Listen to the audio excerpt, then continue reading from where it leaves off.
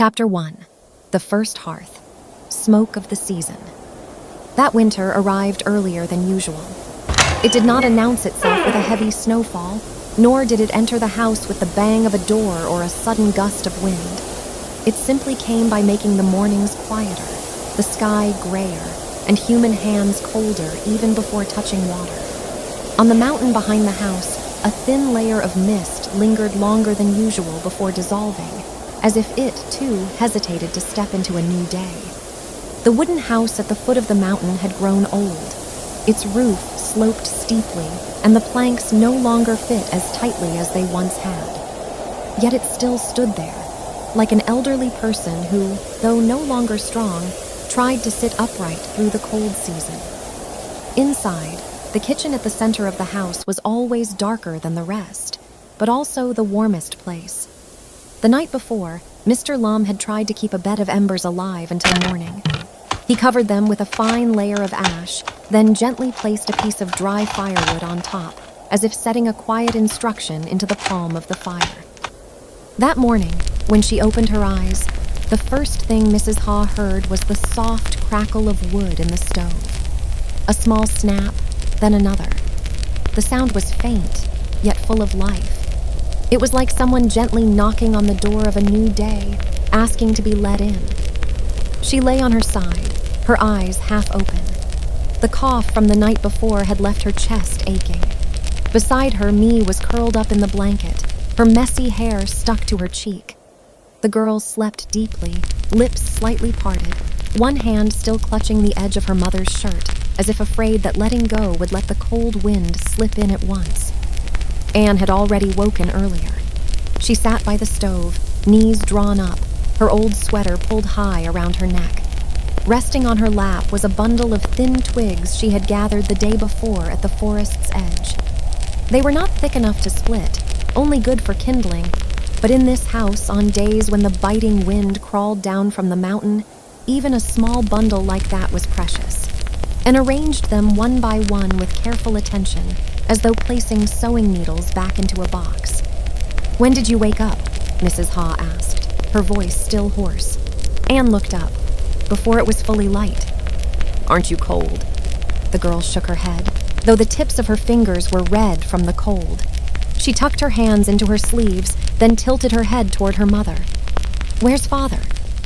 "He went behind the hill early. He said there might still be some dry branches left near the western rocks." Mee shifted in her sleep, letting out a small sigh like a kitten. Mrs. Haw smiled faintly. In this house, even in the hardest times, the sound of a child's breathing could soften an adult's heart, if only a little. A moment later, the front door creaked.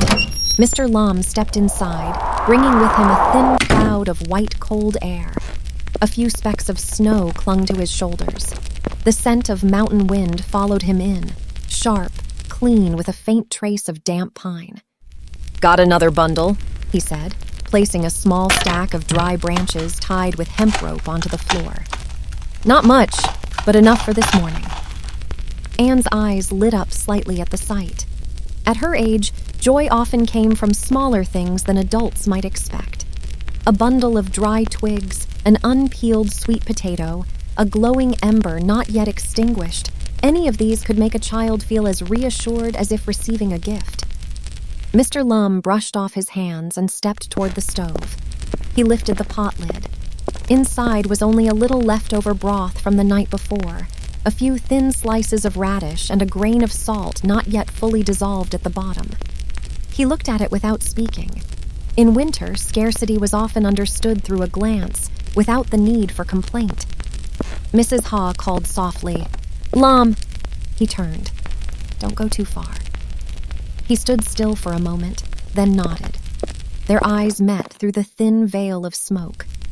No one spoke of medicine, or of her cough, or of the way she sometimes had to hold onto the bed frame just to sit up. Those things had long been part of the house, like the mountain's shadow outside. No one needed to point at the shadow to know it was still there. Mee woke just as Mrs. Haw placed a hand on her chest. The girl rubbed her eyes, then crawled toward the stove. "Mom, is there porridge?" Mrs. Haw stroked her hair. "Soon." I want porridge that smells like smoke," and let out a soft laugh. Only a child could say something like that. Every pot of porridge cooked over a wood fire carried the scent of smoke. But Me spoke with such certainty, as if in her world, the best breakfast always carried the smell of fire. Mr. Lum squatted down and stirred the embers. The fire flared up slowly, not in a rush, but like someone waking from sleep, opening their eyes, stretching, and gradually remembering who they were. The red glow lit Mrs. Hawes' cheeks, Anne's eyes, and Me's small hands pressed close to the stove. Outside, the wind swept across the mountainside again. It could not enter the house. Only its long, whistling cry skimmed over the old tiled roof, then faded into the snow lingering on the porch. Inside, the fire continued to crackle. The pot of soup began to simmer gently, and the four of them sat a little closer together, as if the cold were drawing them into a circle that could not be broken.